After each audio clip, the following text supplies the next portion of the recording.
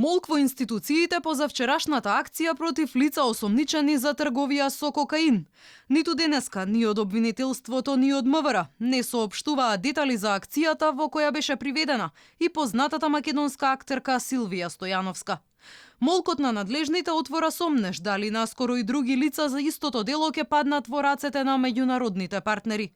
Непознато е колку лица учествувале во криминалната мрежа и колкав период траеле нивните активности на црниот пазар. Од МВР велат информација за случајот ќе имало кога ќе дојде време.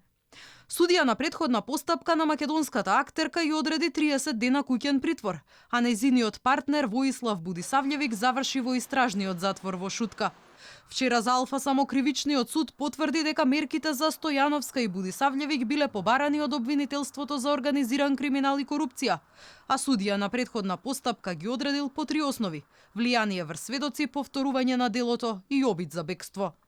Во јавноста веќе се шпекулира дека актерката Стојановска била задолжена за логистика, набавка на билети, резервации на хотели, додека клучниот играч во македонската тројка бил братот на Воислав Будисављевик, кој живее во Мадрид. Во неговиот стан шпанската полиција нашла докази за трговија со големо количество кокаин, наводно 700 килограми. Медиумите веќе објавија дека Стојановска и браќата Будисављевик се само алка во мегаломанскиот обид во Шпанија да се внесат 3 тони колумбиски кокаин, кој пред 3 недели заврши во рацете на полицијата. Другата била сокриена во подморница, а требала да заврши на улиците во Велика Британија. Шверцерите од оваа пратка планирале да заработат $100 милиони.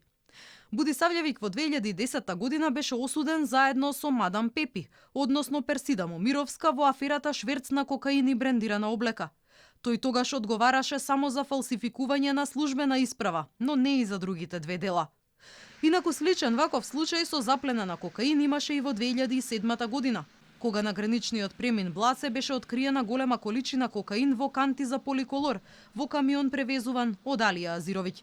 Азировиќ заедно со Станислава Чочоровска беа осудени за организирање на транспортот на близу 500 килограми кокаин. Чочоровска доби 14 години затвор, а во 2017 беше пуштена на слобода поради лекување.